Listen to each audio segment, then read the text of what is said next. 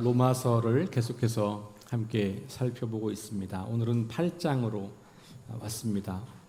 지난 몇 주 동안 우리가 5장, 6장, 7장을 보고 있습니다. 그리고 5장부터 8장까지의 주제를 자유라고 하는 단어로 그렇게 설명을 드렸고요.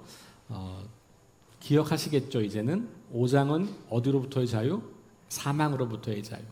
6장은 죄로부터의 자유, 7장은 율법으로부터의 자유, 8장은 성령 안에서 누리는 자유. 그러니까 앞에 5, 6, 7장은 어떤 우리를 얽어매고 있던, 사로잡고 있던 것으로부터 자유케 된다는 말이고, 그걸 종합적으로 말하면 성령 안에서 누리는 자유. 다시 말하면 사망과 죄와 율법의 권세를 깨뜨리는 힘은 성령인 겁니다. 우리 안에서 역사하시는 성령님. 그래서 우리는 그 성령 안에서 이 세 가지로부터 자유함을 누리게 되는 거고, 이것이 바로 하나님의 의가 나타난 결과입니다. 그래서 하나님의 의, 그 의를 신뢰하고 믿음으로 고백하게 될 때, 다시 말하면 예수 그리스도가 이 땅에 오셔서 우리를 대신해서 우리가 죽어야 할 죽음을 죽으셨고, 그리고 부활하셨고, 하나님께로 다시 올라가셨고, 우리가 그분을 신뢰하고 의지하는 믿음을 갖게 될 때에 우리는 비참한 상태에서 하나님의 의로움을 받는 상태로 옮겨진다. 우리의 영적인 신분이 완전히 달라진다라는 것을 이 로마서 8장까지가 이야기하고 있는 거예요. 그렇게 여러분들이 좀 정리를 해보시면서 오늘 8장의 마지막 부분, 그래서 이 마지막 부분은 8장의 요약일 수도 있겠고, 조금 더 확장하면 5장부터 이야기의 요약일 수도 있고요. 어떤 분들은 로마서 1장부터 시작되는 전반부의 요약이다, 이렇게 보기도 합니다. 그러니까 오늘 이 8장, 오늘 31절부터 읽었습니다만 28절부터 나오는 이 말씀은 로마서에서 굉장히 중요한 말씀이에요. 이 말씀을 여러분들이 깊이 묵상하시고 이 말씀이 무엇을 우리에게 말하려고 하는가를 잘 생각해 보시는 것은 우리의 신앙생활에 굉장히 큰 유익함을 누릴 수 있는 단락입니다. 자, 로마서 8장은 세 단락으로 나눌 수 있어요. 1절부터 17절까지는 성령께서 하시는 일이 뭐냐, 이걸 우리에게 보여줍니다. 대표적으로 여기 제가 단어로 써놨지만 성령께서 우리를 해방시키신다, 이런 말씀이 있고요. 성령께서 우리 안에 거하신다, 이런 말씀이 있어요. 그 다음에 성령님이 우리를 거룩하게 하신다, 성화에 이르게 한다는 거죠. 그리고 성령님이 우리를 인도하신다는 표현도 있고, 그래서 마지막에 가면 부활의 영광에 이르게 하게 한다. 이게 다 우리 안에 계시는 성령께서 하시는 일이라는 거예요. 그리고 이 이야기는 실제로는 로마서 전체가 계속해서 우리에게 들려주고 있는 이야기죠. 그걸 지금 이 8장에서 성령 안에서라고 하는 그 단락 안에서 요약하고 있다, 이렇게 볼 수도 있습니다. 그리고 이것이 하나님이 우리를 위해서 행하신 일의 모든 것이에요. 그리고 이것은 과거의 사건만이 아니라 지금도 여전히 우리에게 유효한 그런 이야기들이라고 할 수 있겠죠. 자, 그 다음에 18절부터 27절까지 말씀은 하나님의 자녀들이 누리게 되는 영광, 그런데 그것은 하나님의 자녀들과 더불어서 모든 피조물이 누리는 영광, 다시 말하면 모든 피조물의 회복을 이야기합니다. 그리고 오늘 읽은 단락을 포함하고 있는 28절부터 39절 말씀까지는 하나님의 사랑이 얼마나 확실한 것인가를 우리에게 들려주는데, 여기는 여러분들 좀 약간 그 상상력을 가지고 읽으시거나 아니면 약간 감정을 가지고 읽으시면 이 단락은 바울이 굉장히 기쁨과 환희에 차서 외치는 그런 느낌으로 읽으실 수가 있을 거예요. 만약에 이것을 아나운서가 낭독을 한다고 하면, 그러면 정말 감격과 기쁨과 환희를, 그 감정을 고스란히 넣어서 낭송을 해야 하는 그런 단락이에요. 이 사랑이 얼마나 큰 것인가? 하나님의 이 사랑이 얼마나 놀랍고 위대한 것인가를 감탄하고 있는 그런 고백이라고 말할 수가 있겠습니다. 자, 오늘 본문에 보면 5가지 질문을 쭉 해요. 답은 내리지 않아요. 그냥 질문만 해요. 근데 바울이 이 로마서를 보시면 알겠지만 여러 차례 질문을 반복하는 것을 보게 돼요. 이게 바울이 사용하는 일종의 수사법이에요. 특별히 가정법 질문을 하는 거예요. 만약에 이렇다면 이런 거죠. 근데 이거는 그냥 수사법이지 실제로는 가정법이 아니고 이거는 강조하기 위해서 가정법으로 묻는 거예요. 그러니까 이게 확실한 건데 그걸 가정법으로 물어서 강조하는 겁니다. 자, 첫 번째 질문은 뭐냐면 누가 우리를 대적하겠는가? 근데 이 앞에 붙어 있는 그 구가 또 있죠. 뭐가 붙어 있냐면 하나님이 우리를 위하시면, 만약에 하나님이 우리를 위하신다면 누가 우리를 대적하겠느냐? 그러면 하나님이 우리를 위해서 존재하는 분이 아니란 얘기가 아니고, 아닌데 만약에 그렇다면 가정하는 게 아니고, 이건 수사법으로서 하나님이 우리와 함께 하셔서 어느 누구도 우리를 대적할 수 없다는 것을 강조하는 표현이에요. 그러니까 바울은 이 질문을 하면서 답은 하지 않지만 질문 자체에 굉장히 큰 답을 내포하고 있는 거예요. 하나님이 우리를 위하시기 때문에 어느 누구도 우리를 대적할 자가 없다라고 확신에 찬 말로 하는 거예요. 자, 두 번째 질문은 뭡니까? 모든 좋은 것을 주시지 않겠느냐라는 거예요. 그런데 그 앞에 지금 길게 붙어 있는 내용은 뭐냐면 자기의 아들까지도 아끼지 않고 내어주신 분인데, 하물며 자기의 아들까지도 우리를 위해서 내어주신 분인데 뭘 더 안 주시겠냐, 이런 말이죠. 모든 것을 다 주시는 분이다 라는 거예요. 하나님은 우리에게 모든 것을 제공해 주시는 분이다 라고 하는 것을 확신하고 있는 그런 질문인 거죠. 세 번째는 뭡니까? 누가 능히 우리를 고발하겠느냐, 이렇게 질문해요.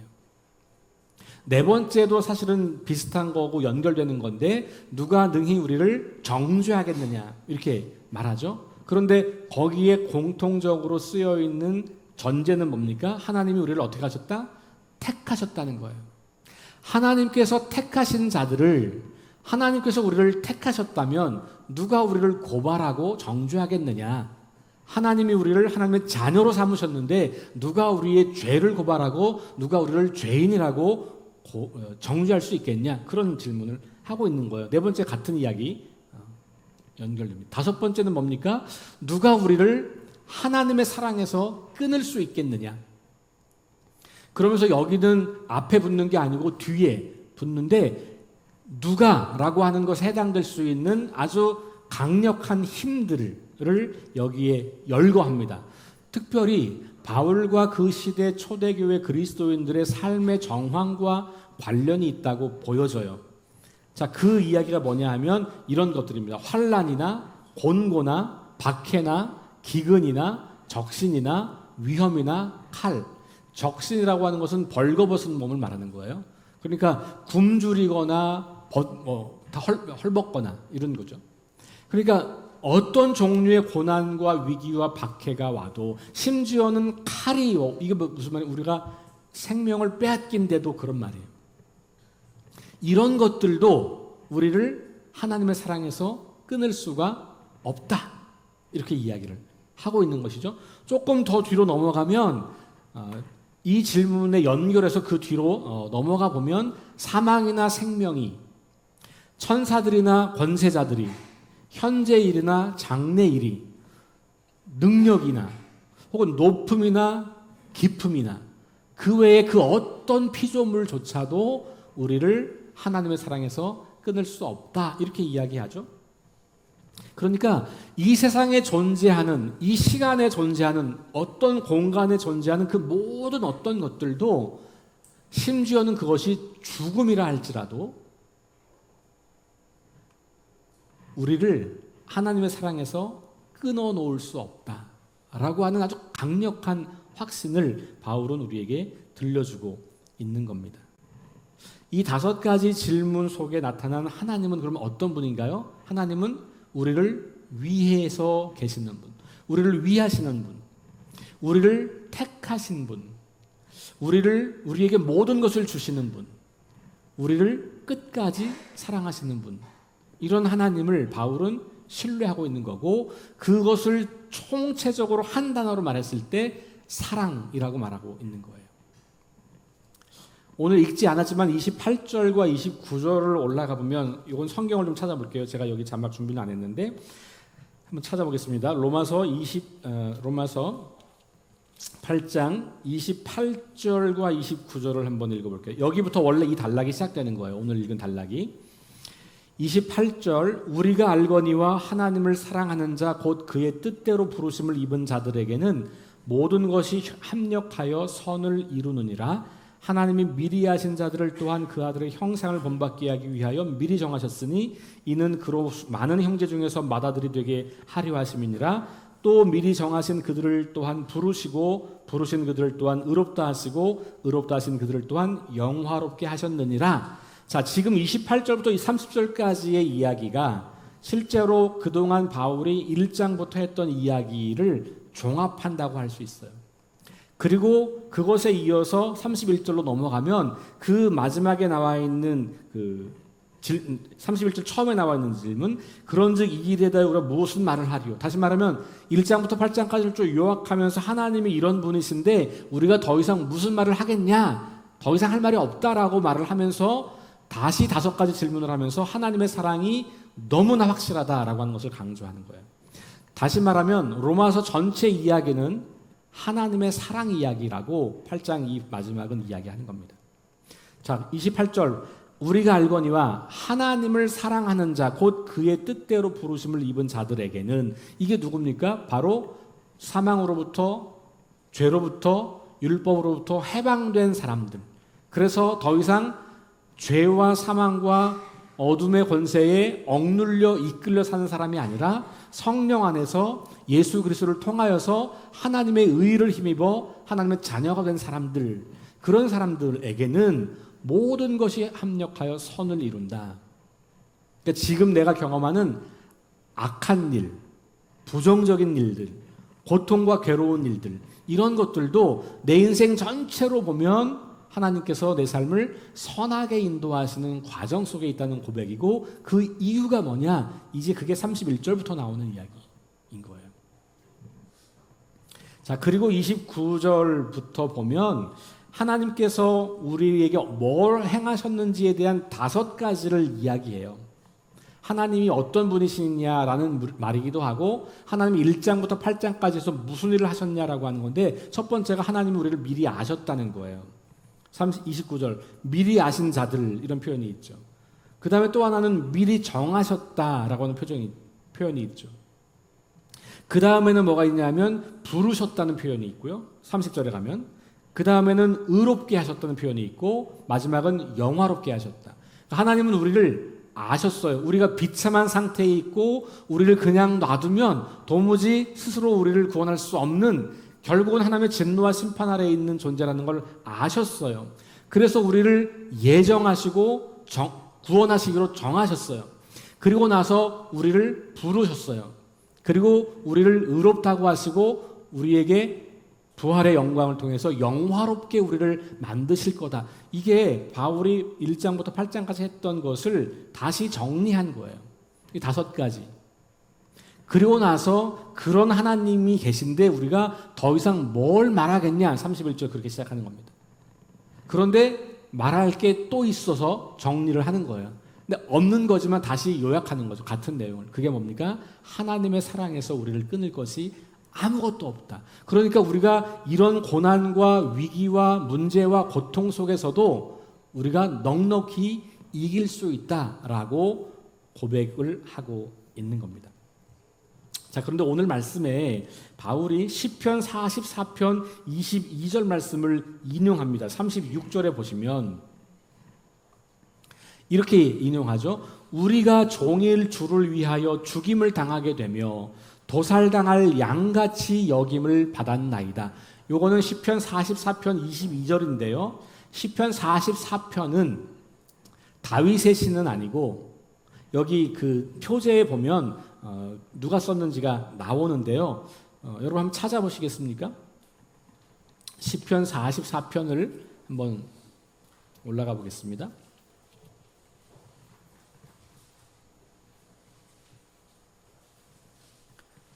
자, 뭐라고 되어 있냐면 그 본문 시작하기 전에 44 숫자 옆에 써 있어요. 뭐라고 써 있습니까?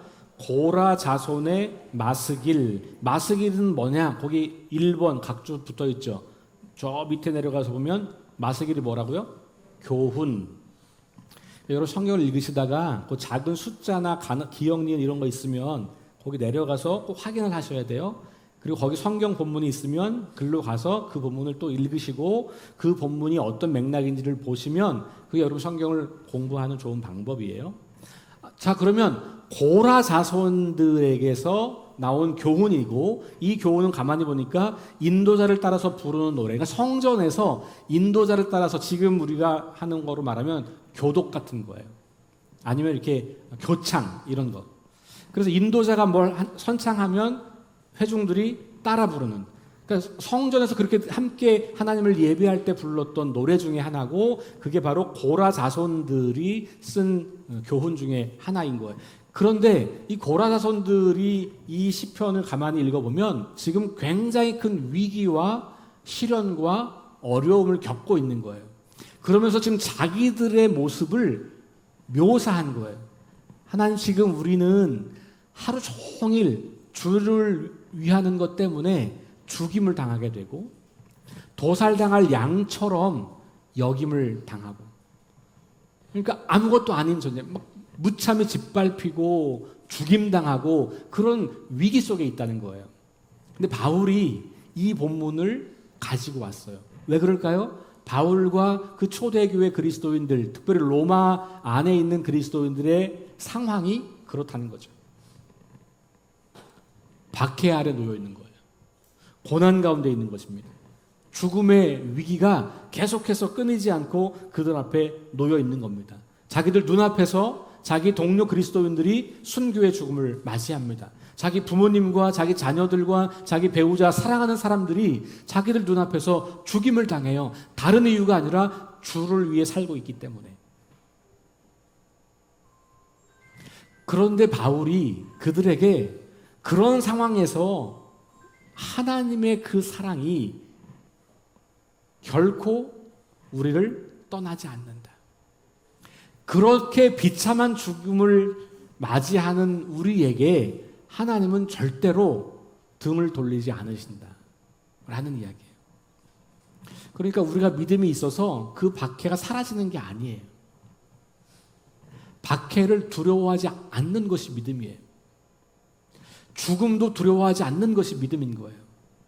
우리가 믿음을 가지면 죽을 위기를 만나지 않는 게 아니라 그 죽음도 두려워하지 않으면서 하나님의 사랑을 신뢰하는 것. 오늘 우리 찬양대가 믿음이 이기네 그 찬양을 불렀잖아요. 주 예수를 믿는 믿음이 우리를 이기게 한다. 그 믿음은 어떤 믿음입니까? 이런 거예요. 내가 비록 죽임을 당해도 하나님의 사랑에서 나는 결코 끊어지지 않는다는 거예요. 내가 하나님을 배신하지 않고 하나님을 따라서 하나님과 함께 인생을 걸어갈 때 내 앞에 다가오는 인생의 위기와 문제가 나를 어찌할 수 없다는 거예요. 제가 아주 어렸을 때 이렇게 얄개 시대인가 하여튼 그런 그 청소년 드라마가 있어요. 권사님 아세요? 기억나세요? 그 교복 입은 그때 하여튼 웃으시는 분들이 많이 계시네요, 그죠? 네. 거기 제가 인상적인 장면이 있어요. 학교에서 아주 맨날 맞는 친구가 있어요. 근데 이 친구가 그 다음날 되면 또 그 앞에 가서 또 때려보라 그래요. 또 맞아요. 그렇게 계속 하니까 나중에 때리던 친구가 지쳐서 포기합니다. 이게 때려서 되는 애가 아니구나. 여러분, 제가 군대에 있을 때, 군대 얘기하는 건 별로 안 좋은 건데, 그죠? 죄송합니다. 제 삶이 25년이 군대니까 어쩔 수 없어요. 군대에 있을 때, 초임 때, 지금은 그런 일이 거의 없지만 제가 97년에 임관했을 때 그때만 해도 군대가 굉장히 거칠었고 폭력이 참 많았어요. 못하게는 계속 했지만 용사들 사이에서는 여전히 그런 게 악습들이 존재하고 있었던 시대였거든요. 어느 날 수요 예배에 우리 군종병이 토대 군종병이에요. 그러니까 주특기 군종병은 아니고 자기 임무를 수행하면서 교회 일을 주말이 되면 와서 돕는 그런 이제 친구가 있는데 수요일 날 교회를 왔는데 이 악수를 끝나고 악수를 하는데 여기 피가 묻어 있는 거예요, 손에. 그죠? 야, 너 이거 뭐냐? 그랬더니 자기 옆에 이등병 한 명을 이제 데리고 와 있는데 자기가 이등병을 데리고 교회로 오겠다고 했더니 선임병이 남자분들 군대 갔다 온 분들은 아실 거예요. 점호할 때 쓰는 이렇게 두꺼운 판이 있어요. 이걸로 머리를 찍은 거예요. 네가 미쳤냐? 정신 나갔냐? 네. 그 피가 난 거예요. 그걸 닦아내고 그래도 난 교회 갑니다. 그리고 이등병 데리고 교회 온 거예요. 그 친구가 한 달 그렇게 맞고 나서 그 다음부터는 선임병들이 야, 저 새끼는 교회 보내. 포기한 거예요. 이게 뭐냐 하면 우리의 믿음은 하나님을 절대로 신뢰하는 믿음인 거예요. 지금 이 경우처럼 그것이 결국은 연약한 것 같지만 끊임없이 매를 맞고 끊임없이 모욕을 당하고 끊임없이 고통을 당하지만 결국은 하나님의 승리를 믿는 믿음을 갖고 나가는 그 친구들이 그 기쁨을 얻게 되는 거예요. 이런 것들이 물론 어떤 경우는 이렇게 살아있는 동안에 혹은 이 땅에서 그렇게 승리를 경험하지만 어떤 경우는 그러지 못할 때도 있어요. 순교자의 죽음이 그런 거예요. 그렇죠? 박해자들의 죽음, 순교자들의 죽음은 그냥 그 땅에서 볼 때 완전히 패배한 것 같아요. 무기력하게 무너진 것 같아요. 그런데 여러분 놀랍게도 그 순교자들의 죽음을 통해서 어떤 사람들은 하나님은 정말 살아계시구나를 경험하고 그게 우리 교회가 지금까지 이어져 온 신비예요. 여러분 생각해 보세요. 로마 제국이 얼마 안 되는 그리스도인들을 다 잡아 죽이면 더 이상 기독교인이 안 나와야지 맞잖아요. 그게 우리가 생각하는 힘의 논리란 말이에요. 그런데 어때요? 초기 그리스도교는요, 기독교는 제국의 압제와 박해 속에서 10년에 매 10년마다 40%씩 성장을 했어요. 매 10년마다 40%씩 성장을 거둬요.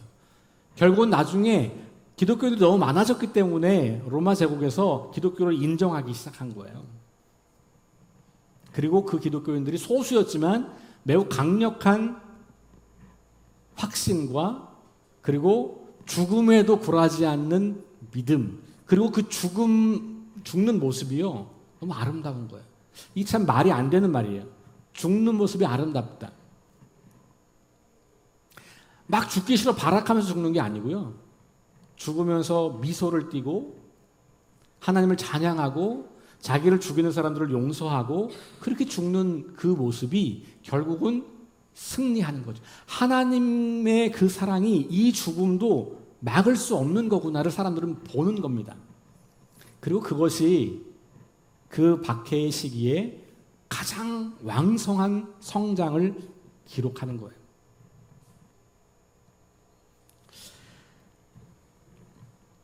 자, 37절 그래서 바울이 이렇게 말하죠.